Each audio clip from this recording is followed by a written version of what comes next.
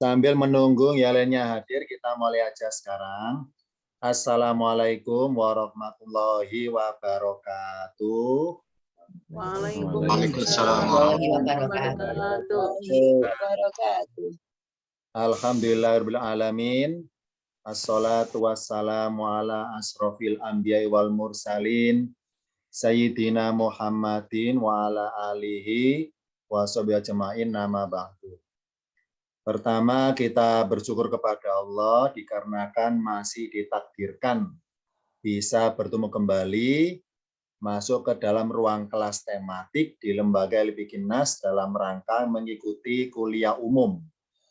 Dinamakan kuliah umum karena yang hadir adalah bersifat umum, yakni mereka para jamaah yang ternaungi dalam Lembaga Ilmu-Nas dari berbagai grup WA se-Indonesia. Seminggu sekali ngumpul bareng tiap Rabu malam. Karena di Lembaga Ilmu-Nas itu ada dua kategori kelas, ada kelas reguler dan ada kelas tematik. Kalau kelas reguler adalah materinya mempelajari ilmu alat di tingkatan paket 1 sampai dengan paket 10 ke atas. Sedangkan kelas tematik ini materi adalah tentang ulumul Quran.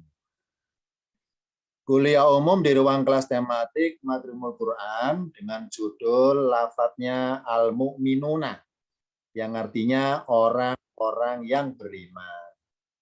Lafadz Al-Mu'minuna tercantum di surat At-Taubah 105. Tapi ada kemiripan antara At-Taubah 105 dan 94. Karena ada kemiripan lafadznya atau kalimatnya, maka kita ungkap apa perbedaan spesifik atau perbedaan hikmah, atau mana filosofi, atau mana terjemahannya dari 94 dan juga 105. Dua ayat yang menjadi pembahasan pada pertemuan kali ini saya ilustrasikan dalam layar monitor.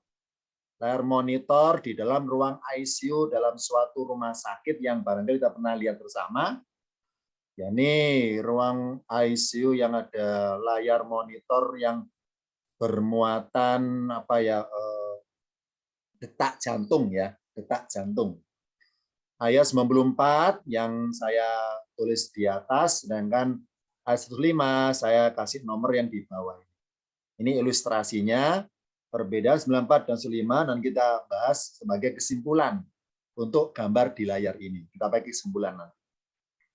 Sekarang kita buka lembar pertama dari tampilan tema tentang lafadz Al-Mu'minuna di At-Taubah 94 dan 105. Kita buka tampilan yang pertama. Kalau kita membahas surat At-Taubah 94, otomatis membahas juga dalam catatan sejarah. Yakni apa? Yakni surat At-Taubah itu berkenaan dengan peristiwa adanya Perang Tabuk. Ya. Dinamakan Perang Tabuk karena ingat bahwa Tabuk itu suatu desa, suatu wilayah, suatu desa. Maaf ya, karena saya tampilan di layar ini petanya, saya copy paste dari Quran Atlas, ya, dari kitab Atlas Quran yang orisinil, yang bahasa Arab, ini belum saya terjemahkan ini ya. Jadi Perang Tabuk, dinamakan Tabuk itu, Tabuk adalah nama wilayah, nama desa, nama wilayah, yang waktu itu sebagai tempat tempat base camp-nya ataupun perwakilan dari penjajah bernama bangsa Romawi Timur. Ya, pusatnya Yerusalem, mereka buka cabang di Tabuk atau wilayah Tabuk. Perang Tabuk ini zamannya Rasul perang melawan bangsa Romawi Timur. Karena waktu itu ada Romawi Barat dan Romawi Timur. Yang waktu itu Romawi Timur dalam Perang Tabuk dipimpin oleh Raja Heraklius, pasukannya sekitar kurang lebih 100.000. Sedangkan di Al-Quran, Perang Tabuk diistilahkan Usra, Ghazwatul Usra. Ghazwatul Usra, Ghazwatu artinya perang, Al-Usra yakni bermaksud di saat-saat sulit. Perang Tabuk dikatakan Ghazwatul Usra, yakni perang di saat-saat sulit. Kenapa di saat-saat sulit? Karena dalam sejarah Islam dicatat bahwa Perang Tabuk itu perang yang serba paling. Ini serba paling dibanding peperangan yang lainnya, maksudnya zamannya Rasul. Kan kita bahas serba paling apanya Tabuk dibanding yang lainnya, dibanding perang Badar, dibanding perang Khandaq, dibanding perang yang lainnya itu perang Tabuk paling apa? Kita buka catatan pertama. Perang Tabuk adalah perang paling apa? Yang pertama adalah paling terakhir. Ya, jadwal perangnya paling terakhir. Ya, ini tahun ke-9. Tepatnya pada bulan Rajab tahun ke-9. Karena pada tahun ke-10 tidak ada perang lagi namanya Nabi. Perang Tabuk itu perang paling terakhir jadwal. Nah, karena paling terakhir jadwalnya, makanya banyak para sahabat atau warga Madinah yang Muslim ikut perang. Karena jadwal paling terakhir. Yang kedua, paling apanya perang Tabuk itu? Paling jauh. Jauh apanya? Jauh lokasinya. Yakni berjalan OTW, berjalan kaki OTW dari Yathrib. Itu adalah nama sebutan untuk Madinah, kan sebutannya Madinatul Munawwarah. Asli namanya Yathrib. Dari Yathrib menuju ke Tabuk jaraknya kurang lebih 700 km. Ini paling jauh ini ya. Ini kalau kita dilar ini adalah ya, peta seperti ini jauh. Kemudian paling apa lagi perang Tabuk paling lama? Paling lama ngapain? Paling lama Rasul dan para sahabat meninggalkan Yathrib hampir 1 bulan. Yakni paling lama, lamanya 30 hari. Jadi ketika peristiwa perang Tabuk itu di Al-Madinah Al-Munawwarah atau Yathrib itu sepi ya. Kenapa sepi? Karena mayoritas ya. Bukan sepi kosong, nggak ada warganya, tetap ada, cuma mayoritas. Ya. Mayoritas orang Islam, warga Madinah ikut perang Tabuk. Mayoritas ini. Sampai pelaksanaan sholat rawatib 5 waktu di Masjid Nabawi diliburkan. Ya. Diliburkan karena Rasul pesan bahwa, ini bahasa saya, selama ditinggal Rasul ke Tabuk, maka sholat di Masjid Rasul itu pelaksananya diliburkan dan warga Madinah yang Islam yang nggak ikut perang kalau pengen sholat berjamaah, sholatnya dialihkan ke Masjid Quba, karena masjid Nabi libur, pray. Kenapa? Imamnya nggak ada, muadzinnya nggak ada, pengurus masjidnya nggak ada. Kenapa nggak ada? Semuanya itu perang masalahnya ya. Ini dalam sejarah dicatat ini. Jadi zamannya Nabi pernah Masjid Nabawi baratnya pelaksanaan sholatnya itu dialihkan, dipindahkan ke Masjid Quba karena hanya Masjid Quba sajalah yang oleh Rasul tetap harus buka. Jadi ibaratnya takmir masjidnya nggak boleh ikut perang, tetap standby di situ untuk melayani warga Islam di Madinah yang ikut perang, mereka sholatnya di Masjid Quba, bukan di Masjid Nabi karena Nabi nggak ada di tempat itu. Ya, karena lama 30 hari ya, 30 hari Madinah sepi, jarang orang Islam maksudnya. Ini serba paling terakhir, paling jauh, paling lama. Lanjutannya paling apa lagi perang Tabuk itu? Paling panas cuacanya, yakni sangat kehausan. Akhirnya banyak sekali onta yang diajak ikut perang itu disembelih di tengah jalan untuk diminum airnya. Ingat bahwa onta itu ada punuknya ya, punuknya onta yang di punggung itu ya. Semakin punuknya besar, semakin banyak stok airnya. Jadi karena logistiknya itu minim ya, logistik perangnya minim, perbekalannya karena OTW-nya jauh sekitar 700 km, pasukan Nabi banyak kehausan, maka onta disembelih hanya untuk diambil airnya dari punuknya untuk diminum. Berikutnya perang Tabuk paling apaan? Paling sedikit perbekalannya, yakni 1 ekor onta dikendarai 18 orang secara bergantian. Dibayangkan ya, kasihan ontanya. Ontanya nggak pernah istirahat. Manusia bisa istirahat ya, karena gantian nunggangi. Bergiliran ya, 1 onta digilir untuk ditunggangi 18 orang. Bisa dibayangkan ya, begitu minimnya alat transportasi, minim perbekalan waktu itu, makanya dikatakan Ghazwatul Usra, perang saat-saat sulit, sulit dalam hal transportasinya, sulit dalam hal akomodasinya dan seterusnya. Ini ya contoh ya. Serba paling, ya, serba paling. Nah, berikutnya paling apa perang Tabuk itu? Ya ini paling banyak pasukan Nabi dibanding perang-perang sebelumnya. Berapa pasukan Nabi di perang Tabuk? Dalam sejarah catat sekitar 70.000. Kalau musuh jumlahnya 100 ribuan. Nabi jumlahnya pasukan beliau 70 ribuan. Nah, ini udah paling banyak ini waktu itu ya, paling banyak. Ternyata di dalam yang paling banyak itu, ternyata paling banyak pula yang lemah, paling banyak lemah imannya, karena hampir pudar keikhlasan perangnya di saat yang serba sulit tersebut. Ini ya. Jadi pasukan Nabi 70 ribuan.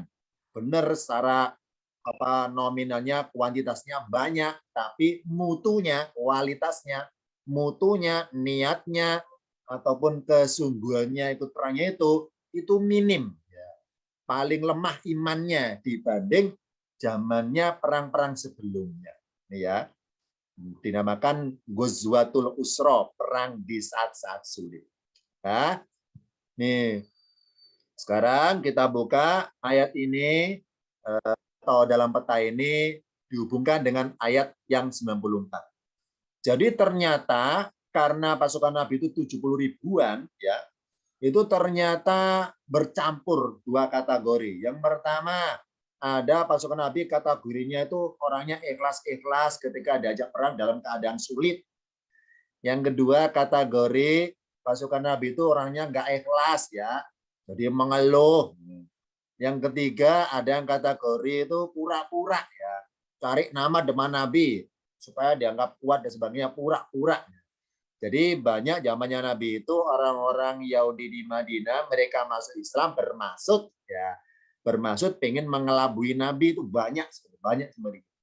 Jadi bermaksud mengumpankan diri ke dalam Islam untuk mengajak orang Islam supaya keluar dari pendangkalan akidah, supaya lemah imannya, supaya nggak semangat perang, supaya pesimis kalau ikut perang, ya, ke sana. Jadi ada penggembosan. Jadi banyak orang Yahudi dalam tanda kutip sebutannya orang-orang munafik, ada upaya penggembosan terhadap pasukan Nabi supaya nggak semangat perang. Apalagi di saat-saat sulit, supaya banyak mengundurkan diri. Jadi minta udur, ya Rasul. Jadi banyak alasan mereka, ya Rasul, kita nggak perang karena gini-gini sebagainya. Jadi mereka nyari berbagai alasan supaya lumi kalau nggak ikut perang. Ini ya, jadi upaya penggembosan. Nah, setelah dari Tabuk kemudian pulang. Nah, ketika OTW pulang, ini selesai perang ya. Ketika dari ada gangguan sinyal tempat saya. Ketika OTW pulang dari Tabuk menuju Yasrib, turunlah ayat 94, turunnya itu di mana? Di Madinah. Tepatnya di mana? Di tengah perjalanan antara Tabuk menuju Yasrib setelah pulangnya. Ini turunnya oleh Jibril bermuatan info. Panjangnya ya, panjang ya tadiruna ilaikum sampai dengan paling bawah tak maluna. Saya baca per kalimatnya. Atau Bas 94 turunnya dalam peristiwa perang Tabuk sudah selesai, OTW pulang balik ke Yasrib, turunlah ayat ini sebagai info bahwa tentang Allah mengungkap perilaku orang-orang yang pura-pura Islam itu dengan upaya mereka mencari alasan supaya dimaklumi kalau ada udur nggak ikut perang, supaya dimaklumi. Nah, Allah ungkap hakikatnya mereka lewat At-Taubah 94. Saya baca per kalimat ya.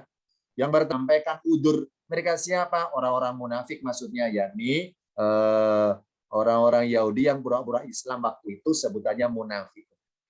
Wa Muhammad ya tadiruna ilaikum, mereka orang-orang munafik menyampaikan udurnya kepada kalian, udur alias mencari alasan untuk berhalangan hadir di waktu perang. Idza rajatum ilaihim, yakni mereka menyampaikan udur kepada kalian, idza rajatum, apabila kalian kembali, dalam kurung kembali dari perang Tabuk, ilaihim, menemui kepada mereka.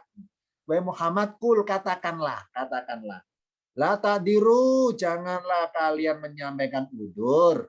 Lanu minalakum, kami tidak akan percaya bagi kalian. Arti bebasnya, lah ini artinya kepada, arti bebas. Arti aslinya bagi, arti bebasnya kepada.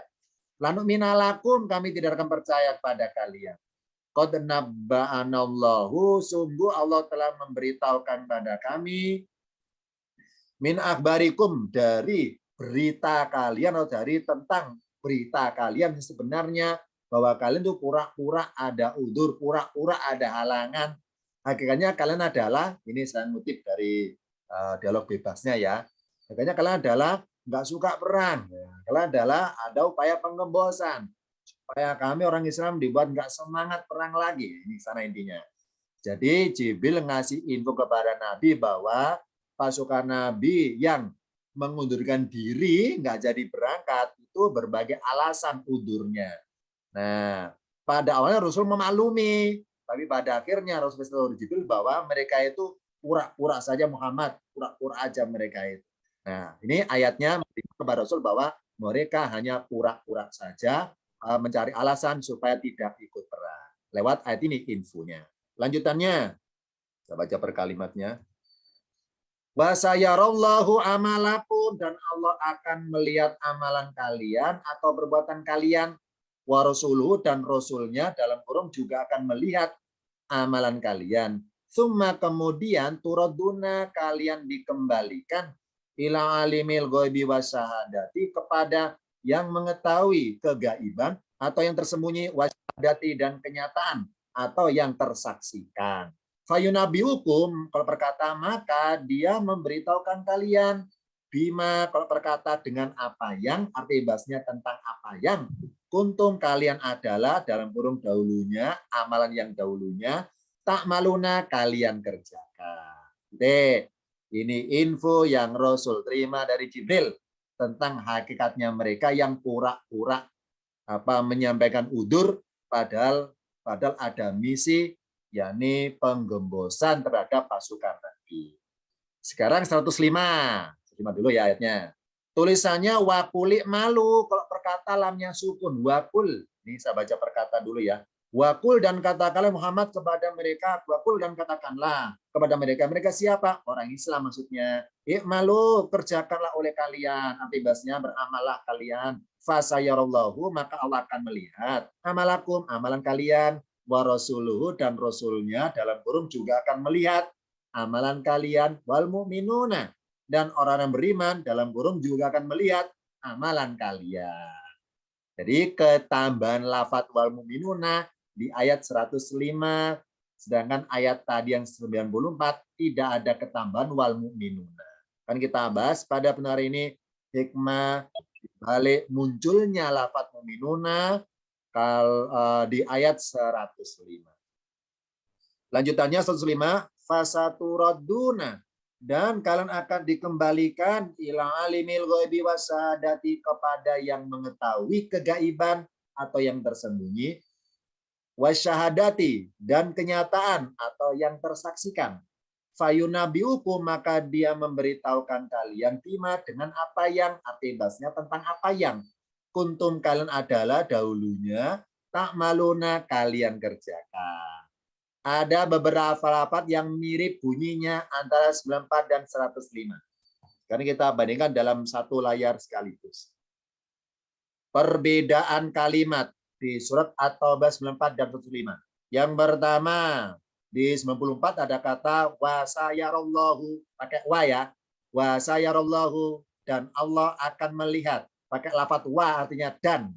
Sedangkan 105 pakai fa. Fasayarallahu, maka Allah akan melihat. Ini perbedaan pertama. Ada pakai lafaz wa dan ada pakai lafaz fa. Yang kedua perbedaannya, di sebelah kiri layarnya ada kata turaduna. Kalau yang 94 pakai summa. Kemudian summa turaduna.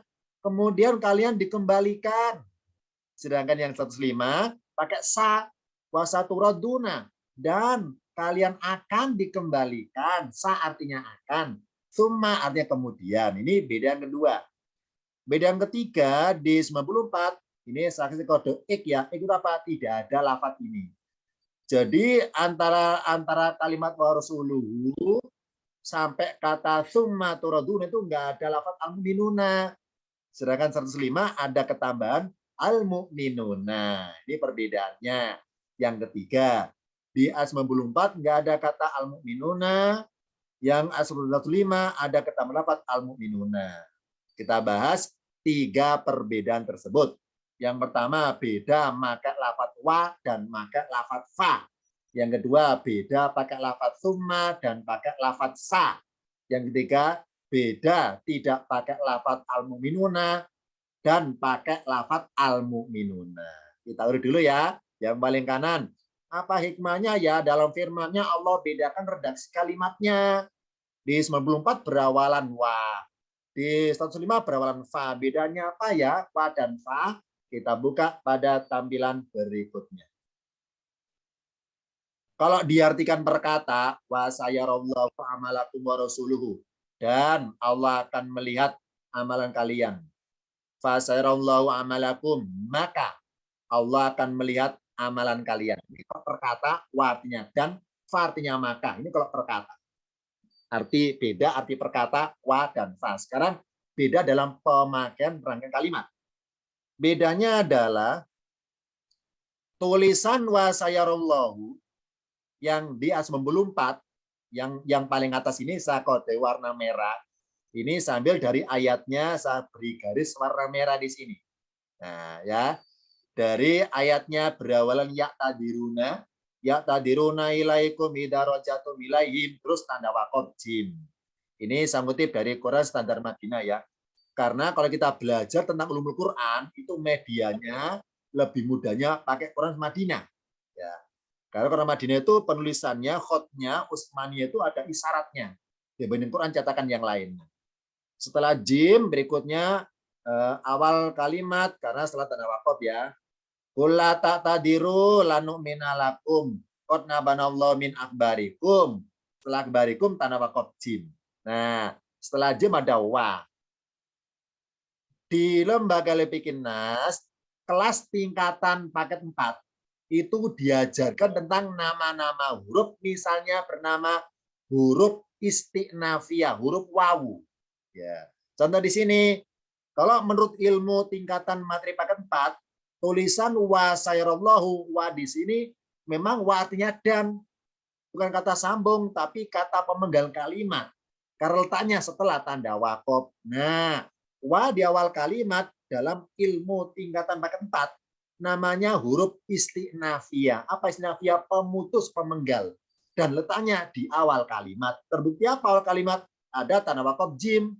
Karena tingkatan paket 4 semua wa yang letaknya di awal ayat maupun di awal kalimat setelah tanda waqaf itu wa dinamakan huruf istinafiyah. Huruf artinya kata bantu, istinafiyah artinya pemenggal atau pemutus, pemenggal kalimat. Ini tingkatan paket 4. Tapi kalau menurut ilmu tingkatan paket 8, nah ini ya. Ayo yang merasa anggota paket 4 tetap semangat belajarnya ya. Agar bisa nerusin paket 8. Kenapa?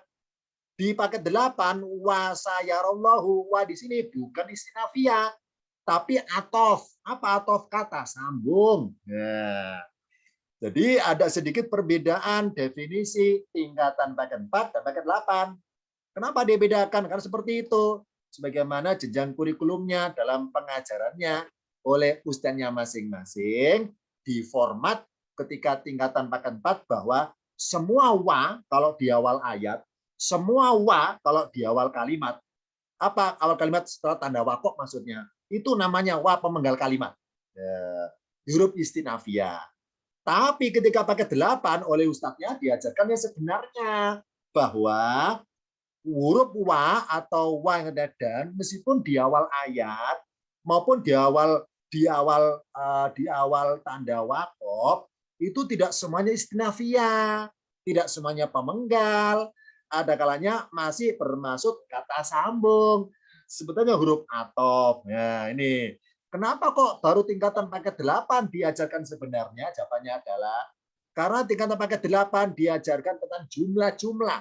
Jumlah ismiyah, jumlah fi'liyah. Apa sih jumlah? Rangkaian-rangkaian kalimat, rangkaian kata-kata dalam satu pengertian kalimat. Sedangkan paket 4 belum diajarkan itu. Di paket 4 hanya diajarkan wawu atop. Ya ini apa? Huruf wawu menyambung antar dua kata. Hanya menyambung antar dua kata, antar tiga kata. Sedangkan paket 8 menyambung antar rangkaian kata-kata. Menyambung antar kalimat-kalimat. Menyambung antar ayat-ayat. Nah, jadi wasayaro ini, wa di sini kalau tinjauan sudut pandang paket 4, wa ini huruf pemenggal kalimat. Sedangkan sudut pandang materi paket 8, wa ini adalah kata sambung, meskipun tanah wakof. Ya. Menyambung apa dong? Menyambung rangkaian kalimat. Dari mana rangkaiannya? Dari kod naba'ana. Dari kod di sini sambungannya. Oh, berarti wa di sini adalah penyambung. Meskipun wa di sini letak di awal kalimat, tapi menyambung antara lafadz kod nabanallahu disambung menuju wasayarallahu. Ini ya. Nih contohnya. Oh, berarti ayat 94 berbunyi wasarallahu wa dan. Apa wa itu dan? Menyambung. Nyambung apa? Nyambung antar kalimat alias antar rangkaian kalimat. Kalau dalam pemohon ayatnya menyambung antar perbuatan. Perbuatan apa? Yang pertama naba'a. Allah berbuat naba'ana. Allah berbuat memberitahukan kami. Nah, ini Allah berbuat. Nah, setelah itu Allah berbuat apa? Yaro. Allah akan berbuat melihat amalan kalian. Oh, berarti wa ini adalah menyambung perbuatan Allah. Allah berbuat naba'a dan Allah berbuat yaro. Ya, contoh ya. Wa ini menyambung rangkaian kalimat, bukan menyambung antar dua kata. Karena tingkatan paket 4 hanya diajarkan menyambung antar dua kata, antar tiga kata. Kalau paket 8 menyambung antar berbagai kata-kata. Oh, berarti tingkatan paketnya semakin ke atas, semakin tahu yang sebenarnya. Ya. Tetap semangat ya paket 4. Anggota paket 4 semangat ya. Agar nanti insya Allah terus berlanjut sampai paket 8 mengetahui wawu yang sebenarnya. Jadi kesimpulan singkat tingkatan paket 8, tidak semuanya wawu di awal ayat itu pemenggal kalimat. Tidak semuanya wawu di awal tanah wakof itu pemenggal kalimat. Ada kalanya masih berwujud wawu atau kata sambung. Dari mana taunya? Dari ilmu tingkatan paket 8 yang diajarkan ketika paket 8. Nah ya, lanjutannya. Oh, berarti wa dan fa bedanya apa dong? Wa artinya dan. Ya, wa ini huruf kata sambung loh ya, atau kata sambung. Fa artinya maka. Tulisan fa yang warna merah saya ngutip dari ayatnya ya, contohnya 105. Wa qul malu fa sayarallahu amalakum. Wa qul dan katakan Muhammad kepada mereka, qul katakanlah, i'malu beramalah kalian, kerjakan kalian. Fa maka ini ya, pakai fa Rasul berkata dalam firman Allah, enggak pakai wa, enggak berbunyi wa sayarallahu, enggak pakai fa sayarallahu. Kenapa yang 105 pakai fa, kenapa yang 90 pakai wa ya? Jawabannya adalah wa adalah huruf atof kata sambung. Huruf itu kata batu, atof artinya sambung, kata sambung yang bermaksud urutannya perbuatan. Allah berbuat naba'a, memberitahukan ke Rasul, terus Allah berbuat yaro, melihat amalan kalian. Wa adalah urutan perbuatan, menyambung urutannya perbuatan. Sedangkan fa itu huruf apa namanya? Sama. Huruf atop kata sambung bermaksud apa dong kalau fa? Bermaksud segeranya perbuatan. Fa maka langsung. Ya. Contoh misalnya spidol jatuh. Kalau saya ngambilnya refleks pakai ma, pakai fa, maka saya ambil. Fa itu huruf atop kata sambung bermaksud segeranya perbuatan. Oh, berarti di sini yang 105 kok pakai fa ya? Karena bermaksud Rasul bilang, ikmalu para sahabat, wahai sahabat, ikmalu, kerjakanlah. Nah, kalau kalian beramal, maka Allah langsung. Maka langsung pakai fa masalahnya. Langsung Allah akan melihat. Fa itu maka, langsung. Ya. Nah, berarti huruf atop fa juga atop kata sambung karena di tengah kalimat menyambung dari ikmalu, kemudian yaro di sini. Ikmalu diperbuat oleh kalian, yaro diperbuat oleh Allah. Langsung, fa itu maka, langsung berbuat. Ini satu ya. Bedanya wa dan fa. Wa artinya dan bermaksud menyambung urutannya perbuatan. Masih ingat di Al-Fatihah? Iya karena budu wa, iya karena sta'inu nggak pakai fa. Coba kita rubah. Iya karena budu fa, pakai fa ya, maka fa, iya karena sta'inu. Kalau pakai fa, segeranya perbuatan. Hanya padamu kami menyembah. maka setelah menyembah langsung berbuat meminta, nasta'inu. Kalau pakai fa, setelah nyembah langsung minta. Ternyata di Al-Fatihah nggak pakai fa, pakai wa. Apa wa? Urutan perbuatan. Kalau fa, segeranya perbuatan. Bedanya itu. Ya, di 94 pakai wa, di 105 pakai fa. Ini perbedaan yang pertama. Sekarang beda yang kedua tentang turaduna. Apa sih turaduna? Kalian dikembalikan. Yang 94 pakai summa turaduna. Kemudian, wahai orang-orang munafik, kalian dikembalikan. Kalau 105 tentang orang beriman, saturaduna, kalian akan dikembalikan. Nah, bedanya apa summa dan sa? Bedanya adalah kita buka catatan tingkatan paket 3.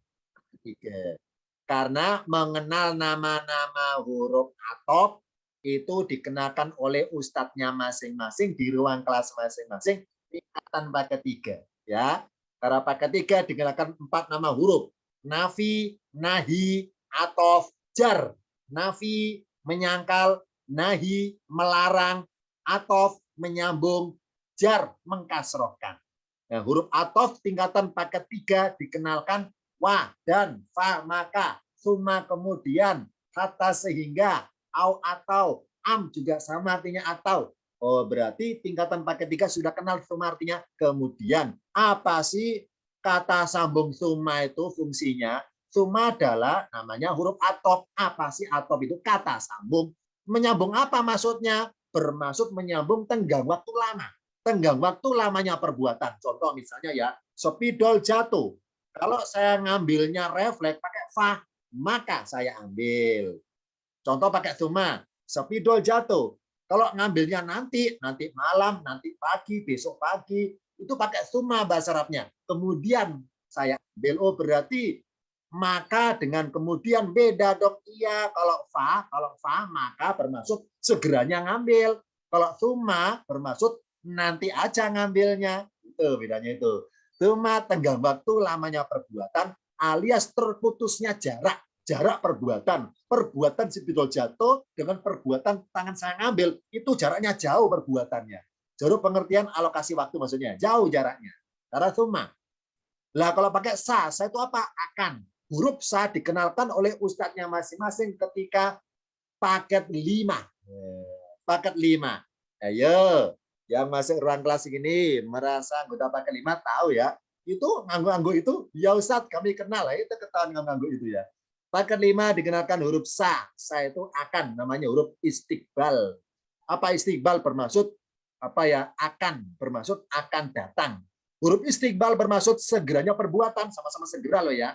Ya, ini perbuatan dalam waktu dekat. Contohnya, saya kulu sufaha'u, orang-orang bodoh akan berkata. Kapan berkatanya?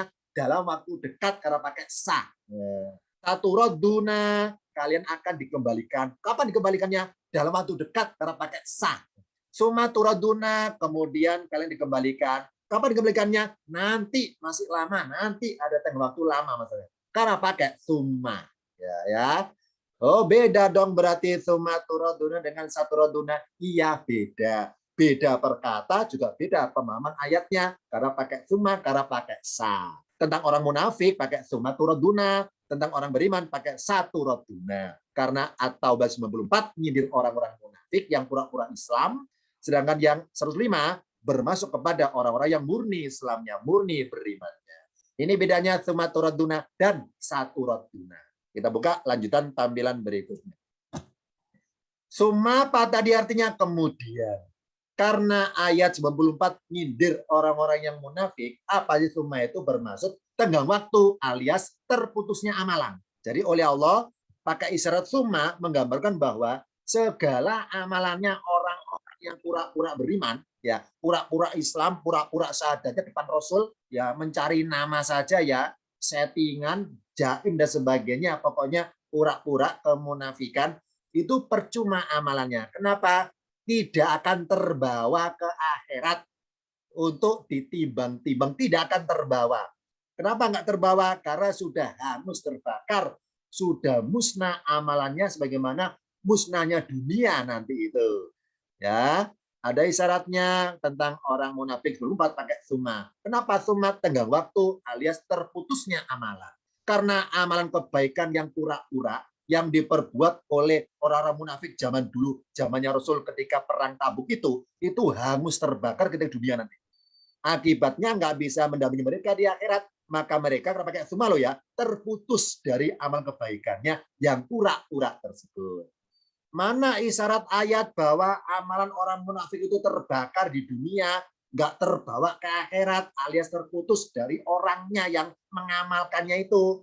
Banyak berbagai contoh ayatnya. Dari banyaknya itu, saya milih dari juz 1 aja, agar mewakili anggota kelas dari ruang kelas ini, yang anggota kelas paket 1, supaya sudah kenal ayatnya.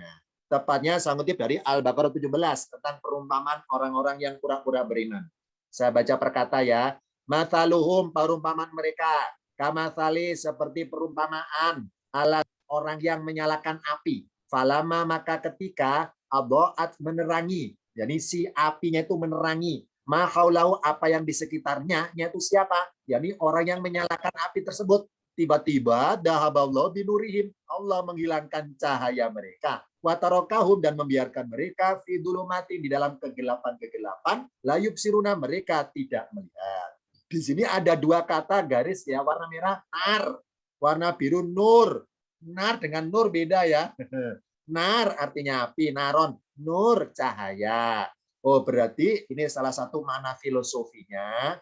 Perumpamaan orang-orang munafik dalam amalannya itu adalah seperti orang yang mempersiapkan api membakar amalannya sendiri. Ya, itu. Contohnya, maaf ya, contoh misalnya. Misalnya orang jatuh, saya tolong. Nah, karena saya nolongnya adalah pura-pura nolong, alias settingan ya, demi konten, karena depan kamera, demi konten supaya dapat follower banyak, maka setting saya bayar orang sekian supaya dia itu bersedia jatuh dan saya tolong, supaya adegan saya menolong orang itu, supaya saya dipuji banyak orang, dapat follower banyak, supaya saya dianggap orangnya suka menolong, saya dianggap orangnya baik. Itu namanya kemunafikan. Nah, oleh Allah anggap percuma saya menolong orang. Kenapa? Itu sama saja amalan kebaikan berupa menolong itu hakikatnya nggak akan terbawa ke akhirat, akan terbakar ya, terbakar di dunia, alias lenyap ketika saya meninggal, ketika saya mati, maka mati pula. Mati pula amalan itu, nggak hidup amalannya, nggak terbawa ke akhirat, terbakar. Ya. Ini contoh satu. Contoh kedua, misalnya hari Senin saya makan haram. Hari Senin saya tahu ini, bahwa ini haram, saya tahu, ternyata saya langgar. Ya. Saya tahu ini saya makan haram. Ketika hari Senin satu hari makan haram, maka amalan ibadah saya ke depan itu tidak diterima. Kenapa? Karena apa, saya makan haram itu jadi energi tubuh. Energi tubuh untuk berbuat kebaikan, maka percuma kebaikannya. Kalau bersumber dari sesuatu yang haram, akan terbakar amalannya. Ini hikmahnya, Allah kasih perumpamaan. Orang munafik amalannya seperti orang yang menyalakan api obor yang siap membakar dirinya sendiri, filosofi membakar amalannya itu. Jadi merasa diterangi sebentar, kenapa sebentar materi, dapat keuntungan duniawi, hanya sebentar meneranginya, adoat, hanya sebentar menerangi dia, sebentar aja menyenangkan dia si amalannya itu. Nah, tapi oleh Allah hatinya Allah cabut imannya, Allah redupkan nurnya itu, supaya bermaksud bahwa amalannya enggak murni dari imannya, tapi dari nafsunya. Karena imannya, nurnya Allah padamkan, Allah cabut, supaya dia dulu matin dalam kegelapan hatinya itu. Ini hikmahnya. Oh, berarti amalan orang munafik itu akan terbakar, akan lenyap sebagaimana lenyapnya dunia nanti ketika dia mati, meninggalkan duniawi. Cuma tengah waktu terputusnya amalan.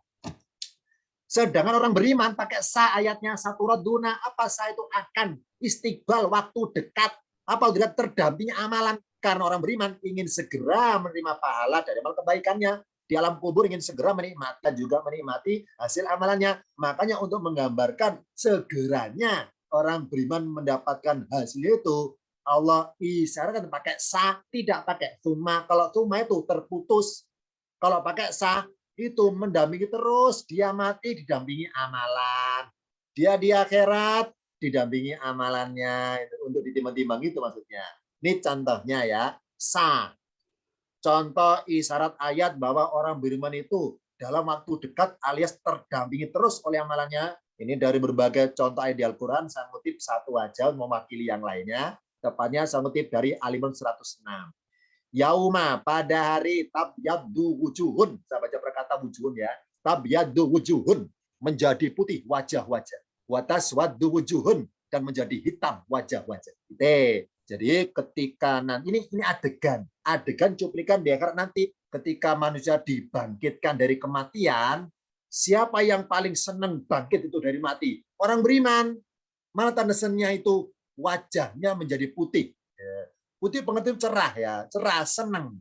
Dulunya barangkali di dunia dia itu dulunya itu maaf ya, orang kulit hitam, sering dalam kondisi terhina, teraniaya, nggak pernah gembira, selalu terdolimi. Nah, ketika di akhirat cerah wajahnya. Oh, berarti manusia yang paling suka adanya akhirat adalah orang beriman. Sedangkan orang yang kafaru, aladina kafaru, yang tidak beriman, itu nggak suka dengan akhirat. Kenapa nggak suka? Karena ketika mereka dibangkit di akhirat, bangkit dari kematiannya, itu wajahnya taswadum, menjadi hitam, menjadi muram, menjadi takut karena sadar bahwa dirinya salah. Dulunya, jadi dia menyesal. Kenapa dulu nggak beriman ya? Menyesal karena nunggu vonis siksaan masalah di akhirat. Nah, dengan didahulukannya tabyadu yang menunjukkan isyarat bahwa orang beriman ingin segera menerima pahala. Mana ingin segera itu wajahnya cerah karena senang karena Allah membuktikan janjinya bahwa segera diberi balasan kebaikan dari Allah atas kesabarannya beriman ketika di dunia itu. Jadi ingin segera menerima pahala dari amal kebaikannya. Maka itulah pahala yang dia ketika di dunia itu tetap menyertai di alam kuburnya, menyertai di akhirat juga menyertai. Makanya selalu terdang tersebut. Ini hikmahnya tentang orang beriman pakai sa, tentang orang munafik pakai summa. Ini perbedaan dua tadi loh ya. Nah, tentang wa dan fa sudah kita bedakan. Tentang summa dan sa sudah kita bedakan. Yang belum adalah tentang al-mu'minuna. Kita buka catatan berikutnya. Wa sayarallahu amalakum ayat 94 dan Allah akan melihat amalan kalian. Amalan yang mana? Keburukan, amal buruk maksudnya. Karena yang dimaksud kum adalah orang-orang munafik di ayat 94. Sedangkan 105 pakai fa ya, fa itu langsung, fa maka, langsung. Fa sayarallahu amalakum, maka Allah akan melihat amalan kalian. Amalan mana? Amalan ini kebaikan. Karena kum adalah orang beriman. Ya, maka Allah akan melihat amalan kalian. Sama-sama pakai amalan kalian ya beda. Maksudnya kalau amalakum yang atas, amal keburukan orang-orang munafik. Sedangkan amalakum yang bawah ini, amal kebaikan orang-orang beriman. Ini mengenai sebutan amalat dan sebutan kum. Apa kum? Kata ganti orang alias sebutannya domiron. Istilah domiron dipelajari semenjak paket 3. Karena ketika paket 3 diajarkan tasrif. Apa tasrif? Perubahan antar kata berdasarkan ciri pelaku. Contohnya kata apa, kata bu, kata bat, kata bata. Yang tubuh, yang tubani, yang tubuna. Karena di paket 3 oleh ustadznya masing-masing sudah diajarkan tentang wazan-wazan, pola-polanya fiil, pola-pola kata kerja. Maka otomatis kenal namanya domir atau kata ganti. Termasuk objek kum, termasuk subjek antum contohnya ya. Nah, jadi sama-sama amalakum tapi beda maksudnya. Amalakum yang atas, amalan keburukan orang munafik, amalakum yang bawah, amalan kebaikan orang-orang beriman. Sedangkan kalau dilihat ke kiri, ada kata al-mu'minuna. Kalau baris atas, nggak ada kata al-mu'minuna. Berikutnya, warasuluhu dan rasulnya juga akan melihat amalan kalian. Melihat apa? Kalau yang atas, rasul melihat buruknya kemunafikan kalian. Kalau yang bawah, rasul melihat apa? Melihat baiknya keimanan kalian. Ini ya, sama-sama rasul sebagai saksi. Bedanya, rasul bisa menyaksikan siapa orang munafik yang sebenarnya. Rasul bisa menyaksikan para sahabat beliau itu siapa yang imannya yang sebenarnya. Ini contohnya ya, ada dua kata warasuluhu, beda arah pandangannya Rasul. Kalau yang atas warasuluhu, Rasul juga yaro melihat apa? Buruknya keburukan kalian. Kalau yang bawah warasuluhu wal mu'minuna, Rasul dan orang-orang beriman juga melihat apa? Melihat kebaikan iman kalian itu. Ya, sama-sama Rasul beda. Beda Rasul melihat apanya, beda objeknya. Kalau yang atas, Rasul melihat keburukan orang munafik. Kalau yang bawah, Rasul melihat kebaikan orang-orang yang beriman. Sedangkan yang 94, kok nggak ada al-mu'minuna ya? Sedangkan 105, kok ada al-mu'minuna ya? Hikmahnya adalah tidak adanya tulisan al-mu'minuna di 94, ya, tidak tertulisnya lafaz al-mu'minuna karena 94 temanya tentang orang-orang munafik, yakni Rasul menjadi objek utama untuk mereka kelabui, untuk mereka kibuli, kasarnya ya, untuk mereka tipu atas kepura-puraan berimannya mereka. Maka hanya Rasul sajalah bisa melihat aslinya mereka, yakni mereka ternyata orang-orang yang munafik. Jadi Rasul itu bijaksana. Apa? Ketika Rasul melihat bulunya orang, Rasul tidak mempermalukan orang itu di depan umum. Tidak. Misalnya, contoh maaf ya, misalnya ada 5 orang depan Rasul, yang 2 imannya pura-pura, yang 3 imannya jujur. Ya, jujur ya, seperti dalam pengadilan, saudara saksi, katakan dengan jujur ya, jangan pura-pura kayak munafik, saudara saksi. Ya, misalnya ada 5 orang ya, saudara saksi ada 5 orang ya, yang jujur 3, yang 2 itu bohong ya. Jadi misalnya Rasul melihat 5 orang, yang 2 imannya pura-pura, yang 3 imannya beneran, jujur. Rasul tahu itu, yang 2 pura-pura. Tapi kenapa Rasul nggak langsung menunjuk? Rasul menunjuk. Ya, ini hikmahnya. Jadi Rasul tidak mempermalukan di depan umum tentang kemunafikan orang itu. Alias Rasul nggak nyebut nama orangnya, hanya nyebut ciri-cirinya. Nah, karena para sahabat kepo, tanya ya Rasul, mana si orang munafik, mana? Akan kami bunuh, mana gitu. Rasul bilang, ada tandanya. Rasul nggak bilang orangnya, tandanya. Rasul bersabda, ayatul munafiki salasun. Ya, itu ya contohnya. Kata Rasul, tandanya orang ada 3 tandanya. Silakan cari tandanya itu. Rasul nggak ngasih tahu orangnya, apalagi inisial ya. Misalnya FS gitu ya. Jadi Rasul nggak nyebut inisial nama, nggak nyebut nama orangnya, hanya nyebut cirinya. Cirinya orang munafik itu ya, idza hadatsa kadzaba gitu Rasul ya. Ini contohnya. Jadi Rasul bijaksana.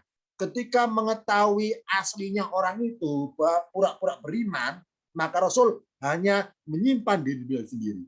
Menyimpan diri. Rasul nggak ngasih tahu pada orang lain. Itu hikmahnya kenapa al-mu'minuna tidak menjadi saksi atas kemunafikan orang itu. Tapi kalau Rasul melihat kebaikan seseorang, Rasul umumkan. Rasul umumkan supaya jadi peneladanan. Bahkan nyebut nama.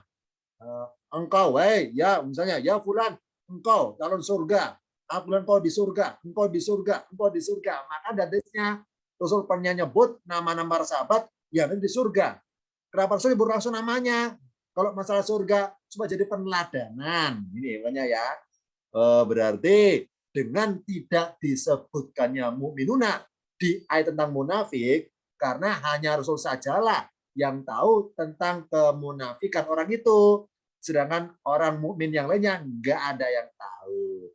Tapi tentang kebaikan, Rasul kasih tahu kepada semua orang tentang kebaikan orang itu agar menjadi peneladanan. Oh, berarti tentang amalan kalian yang di 105, saksinya banyak. Allah, Rasul, dan orang-orang beriman. Sedangkan amalannya orang munafik, saksi cuma 2, Allah dan Rasul saja. Orang lain nggak ada yang tahu. Itulah Rasul Muhammad. Beliau itu bijaksana. Tidak pernah membuka aibnya orang-orang itu di depan umum. Nah, ini hikmahnya ya. Lanjutannya, karena Rasul itu menjadi objek utama untuk mereka kelabui atas kepura-puraan berimannya mereka. Karena ada ayatnya, Ida ja'akal munafikuna wa Muhammad, ida ja'akal munafikuna, ida apabila atau jika lalu mereka berkata, wahai Muhammad, nashhadu, kami bersaksi, innaka semuanya engkau la Rasulullahi, sungguh engkaulah Rasul Allah, engkaulah utusan Allah. Gitu ya. Wallahu ya'lamu, sedangkan Allah mengetahui. Ini Jibril bilang ini, Jibril mengatakan Muhammad, Allah mengetahui, innaka semuanya engkau la Rasulu, sungguh engkau itu utusannya. Wallahu yashhadu, dan Allah mempersaksikan atau bersaksi innal munafiqina sungguhnya orang munafik lakadzibuna sungguh dalam kurung mereka orang-orang yang berdusta. Oh, berarti ketika orang munafik baca kalimat syahadat nasyhadu wa Muhammad nasyhadu innaka la rasulullah. Jadi ucapan syahadat mereka itu pura-pura saja. Rasul tahu itu. Rasul tahu mereka pura-pura. Tapi kenapa Rasul nggak langsung bilang kamu pura-pura? Nggak gitu Rasul itu, nggak gitu. Rasul orang bijaksana, nggak mempermalukan orang itu di depan umum. Ya, Rasul bijaksana. Rasul tahu bahwa dia syahadatnya pura-pura, Rasul tahu. Dari mana tahunya? Jibril yang ngasih tahu maksudnya. Jibril yang ngasih tahu. Nah ya, ini nasyhadu yang garis merah ini ucapan orang-orang munafik, yang garis biru ini ucapan Jibril dari firman Allah, Muhammad, Allah itu mengetahui bahwa engkau itu rasulnya. Maksudnya apa? Kalaupun orang munafik itu nggak bersaksi, Allah telah bersaksi bahwa itu rasulnya. Nggak perlu banyak saksi bahwa itu seorang rasul, nggak perlu. Karena mereka pun pura-pura syahadatnya sebetulnya. Ini hikmahnya. Tanda ik, yakni lafadz mu'minuna nggak tercantum. Karena orang Yahudi di Madinah itu tujuannya adalah untuk menipu Rasul, bukan menipu para sahabat atau orang yang lainnya. Menipu Rasul sebetulnya tujuan utama itu. Ya, untuk mengerjai Rasul sebetulnya di situ. Jadi mereka bersyahadatnya, masuk Islamnya langsung di depan Rasul. Ya, supaya meyakinkan, karena seseorang kalau niatnya menipu itu berbuat seyakin mungkin. Jadi mereka baca syahadat nggak depannya para sahabat, tapi depannya Rasul langsung. Supaya para sahabat itu percaya bahwa orang Yahudi itu ternyata benar-benar Islam yang terbukti apa? Di depan Rasul ngakunya langsung. Padahal mereka pura-pura syahadatnya sebetulnya. Nah, ini ya hikmahnya. Lafadz mu'minuna nggak tercantum di ayat 94. Sekarang isyarat ini isyarat. Ini karena saya mengutip Quran Standar Madinah, ada perbedaan penulisan khotnya dibedakan. Di surah At-Taubah 94 saya baca perkata ya, wa sayarallahu amalakum, dan Allah akan melihat amalan kalian. Kum ini siapa? Orang munafik. Karena orang munafik maka kata-kata kum tulisannya kafnya direndahkan, khotnya direndahkan. Kuntum, siapa kuntum? Artinya kalian adalah. Siapa kalian? Orang munafik. Karena munafik maka kafnya direndahkan. Sedangkan 105 At-Taubah amalakum, kumnya kafnya ditinggikan. Nah, ingat bahwa ini kita sudah pengetahuan ya. Ini saya pengalaman pribadi ya. Maaf ya, saya cerita dulu pribadi. Dulu ketika pas saya ada di Madinah ya. Jadi ingat yang merasa barangkali mencermati di Masjid Nabawi ya. Itu di Masjid Nabawi di setiap hari sekitar jam 9 di waktu duha di lantai bawah itu banyak taklim ya. Banyak majelis taklim mulai dari anak-anak, remaja sampai dewasa. Lain halakoh-halakohnya, lain kelompok-kelompok majelisnya, lain materinya maksudnya. Ada kajian taklim masalah fikih, ada masalah hadis, ada masalah baca Quran, tajwid, ada masalah belajar nahwu sharaf, ada belajar ilmu Quran dan sebagainya. Nah, dari banyak taklim itu saya memasuki forum yang taklim ulumul Quran. Saya masuk situ. Ya. Akhirnya oleh syekhnya, nah kebetulan syekhnya menerangkan tentang apa penulisan khot yang Utsmani itu. Ya. Akhirnya saya tanya langsung, saya tanya, ini bahasa saya, bahasa Arab, saya bahasa Indonesia saya makan. Ya Syekh, saya tanya, ya Syekh, penulisan khot di Quran Madinah itu ada huruf yang dipanjangkan, dipendekkan apa bermaksud karena kosong spasi supaya nggak mubadir dipanjangkan, apa ada maksud lain? Contoh di sini ya, tulisan tak malunan nunnya dipanjangkan, tak malunan nunnya dipanjangkan. Nah, kenapa turadunan nunnya dipendekkan? Bisa ke sana spesifiknya. Apa kata beliau itu? Ada maksudnya sebetulnya, bukan karena daripada mubadir kosong dipanjangkannya, bukan gitu, bukan karena mubadir kosong. Ada maksudnya, termasuk huruf kaf kata beliau, termasuk huruf kaf.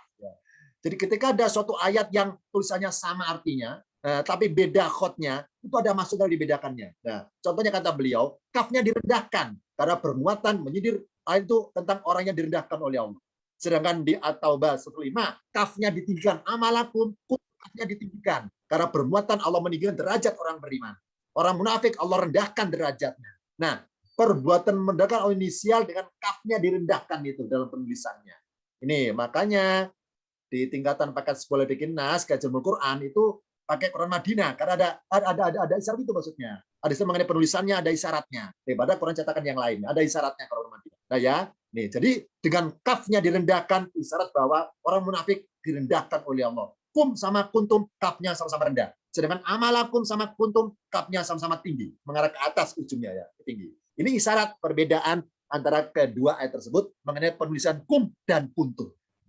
Lanjutannya, orang-orang munafik dan orang beriman adalah sama. Sama dalam hal apa? Dalam hal amalan lahiriah. Makanya ada kalimat berbunyi saturaduna. Kenapa ada kata alimul ghaibi wasyahadati? Karena bahas tentang dua profil orang itu. Orang munafik dan orang beriman sama dalam hal amalan lahiriah. Amalan yang syahadati itu sama. Tapi tidak sama dalam hal amalan batiniah. Apa batiniah? Hatinya, keikhlasannya. Karena hakikatnya keikhlasan adalah identitas keimanan. 94 maksudnya apa? Atau bahas 94 nggak ada kata al-mu'minuna karena amalakum, wahai orang munafik, amalan kalian itu hanya amalan syahadati, hanya amalan lahiriah. Sedangkan 105 amalan orang beriman itu dua, syahadati dan batiniah dan lahiriah. Apa lahiriah? Allah mengetahui yang syahadati, yang lahiriah. Allah mengetahui yang batiniah, goib, yang gaib alias apa? Keikhlasan kalian. Nah, ini ya. Oh, berarti orang munafik dan orang beriman sama dalam hal amalan lahiriah. Allah mengetahui yang syahadati, mana yang lahirinya settingan, mana yang lahiriahnya itu murni ikhlas jujur nolong orang atau nolong orang settingan. Allah itu alimu yang maha mengetahui. Kalau manusia nggak mengetahui, nggak bisa mengetahui apa dia itu kesaksiannya, ya kesaksiannya jujur apa bohong, nggak ada yang tahu. Ya, Allah itu alimi yang mengetahui. Nah, 94 dan 95, 105 yang akan dikembalikan kepada yang mengetahui gaibnya amalan berupa niat keikhlasan dan yang mengetahui syahadahnya amalan alias lahiriahnya amalan. Mana yang pura-pura luarnya, mana yang jujur luarnya. Allah itu alimi, ya. 94 nggak ada kata muminuna karena hanya menggambarkan amalan syahadah saja. Sedangkan 105 ada kata muminuna karena menggambarkan al-ghaibi wasyahadat. Sekarang mendekati kesimpulannya. Bentar ya, ada kendala teknis. Ketika kita masuk ruang ICU, maka akan mendengar bunyi seperti ini. Bunyi dari layar monitor. Ini ilustrasi dari gambar ini. Ayat 94 tentang amalan orang munafik yang hanya lahiriah tanpa adanya keikhlasan. Maka grafiknya 94 nihil, datar, nggak ada nadanya, nggak ada denyut jantung keikhlasannya. Sedangkan ayat 105 tentang amalan orang beriman yang lahiriah berisikan keikhlasan. Maka grafiknya hidup, ada suara detak jantung keikhlasannya. Alimil ghaibi wasyahadati. Orang-orang yang pura-pura beriman, pura-pura Islam, pura-pura beriman, pura-pura alim soleh, itu amalannya nihil. Gak ada detak jantung keikhlasan. Sedangkan orang yang jujur amalannya, murni berimannya, apa adanya bukan settingan, itu ada suara detak jantung keikhlasan. Tetap bunyi, ada nadanya. Ini ilustrasi mengenai detak jantung keikhlasan amalan seseorang. Barang siapa amalan pura-pura, hakikatnya nihil. Barang siapa amalannya jujur, hakikatnya hidup. Ini satu.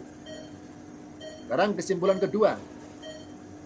Jasad manusia dianggap hidup jika masih ada rohnya. Bagaimana kita masuk ruang ICU, keluarga kita sedang di ICU, selama monitor masih ngasih info suara tit, berarti si pasien masih bernyawa. Jasadnya masih dianggap hidup karena ada ruhnya. Mana tandanya ada roh? Ada kode suara tit di monitornya itu. Yang kedua, rohnya manusia dianggap hidup jika masih ada keimanannya. Mana buktinya? Banyak di Al-Quran ayatnya Allah ini. Contoh ayatnya. Inna syarrod dawabi alladzina kafaru. Kata Allah, inna sesungguhnya syarrod dawabi, seburuk-buruknya makhluk yang melata. Apa dawabi? Yang bergerak, bernyawa. Siapa paling buruk yang bernyawa? Yakni alladzina kafaru. Kenapa? Karena hum la yu'minuna, karena mereka nggak beriman. Oh, berarti percuma jasad kita ada rohnya, percuma hidup di dunia kalau nggak ada imannya. Allah anggap rohnya tidak hidup karena nggak ada imannya. Rohnya manusia dianggap hidup kalau ada imannya. Barang siapa hidup secara fisik di dunia tapi nggak nyembah Allah, percuma rohnya nggak hidup. Nggak hidup secara spiritualnya maksudnya. Yang kedua berikutnya, kalau ngaku beriman bagaimana? Keimanan manusia dianggap hidup jika masih ada amal solehnya. Percuma ngaku beriman kalau orangnya buruk. Percuma ngaku beriman kalau akhlaknya buruk. Percuma ngaku beriman kalau suka nipu-nipu orang. Percuma ngaku beriman kalau kesaksiannya itu nggak jujur. Ya. Itu berarti nggak beramal soleh maksudnya. Oh, berarti keimanan manusia dan hidup jika masih ada amal solehnya. Lah kalau sudah beramal soleh, bagaimana pengakuannya? Amalan soleh manusia dianggap hidup jika masih ada keikhlasannya. Percuma nolong orang kalau nggak ikhlas. Ya, itu ya. Jadi percuma ngaji Quran kalau nggak karena Allah niatnya itu. Percuma buat kebaikan kalau nggak ada keikhlasannya. Lah kalau sudah ikhlas bagaimana? Tolak ukurnya berikutnya. Keikhlasan manusia dianggap hidup jika masih ada perasaan. Perasaan apa? Merasa bahwa kebaikannya bukanlah bersumber dari sifat kemanusiaan, tetapi bersumber dari sifat ketuhanan. Contohnya misalnya, orang jatuh saya tolong. Ini contoh yang salah dulu ya. Orang jatuh saya tolong. Nah, setelah saya nolong, saya punya rasa gini, ya Allah, semoga ya Allah, amalan saya capek-capek nolong orang itu, tolong ya Allah, tolong engkau hargai berupa pahala. Supaya saya nggak sia-sia capek-capek nolong itu. Ya Allah, saya nolong itu ikhlas kepadamu saja. Saya nggak pengen dipuji orang. Saya pengen pahalamu saja. Tolong ya Allah, hargai. Itu kan amalan saya. Saya capek-capek nolong itu. Benar sih ikhlas. Tapi karena masih ada rasa keakuan dirinya. Ya Allah, ini milikku. Ini amalanku. Ini dariku. Tolong dihargai. Hakikatnya keikhlasannya belum hidup. Kenapa? Karena masih merasa ada unsur kemanusiaannya. Nah, ini yang benar adalah gini, orang jatuh saya tolong. Nah, setelah selesai merasa gini, ya Allah, alhamdulillah, engkau memilih saya sebagai alatmu untuk menolong orang itu. Hakikatnya ya Allah, engkau yang nolong cuma lewat tangan saya. Alhamdulillah, saya bersyukur engkau jadikan saya sebagai orang baik. Itu yang benar, tanpa milih, tanpa pamrih, tanpa milih pahala, tanpa ngeker surganya, tanpa merasa berjasa. Itu yang benar ikhlasnya. Berarti merasa ada perbuatan ketuhanan lewat tangan saya itu. Berupa apa? Nolong orang itu. Nah, itu berarti ikhlasnya murni hidupnya.